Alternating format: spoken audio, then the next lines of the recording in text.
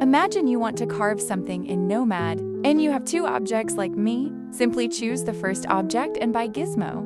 Move it to the next one, then you have to select both of them and hide one that you want to get disappeared and change the other one. For example, here I want to disappear the ball and make a hole inside the box dot, and then you're gonna click on Boolean. Here you can see that how the ball changes and made a hole in box. Now let's do the opposite. This time I want the box get disappear.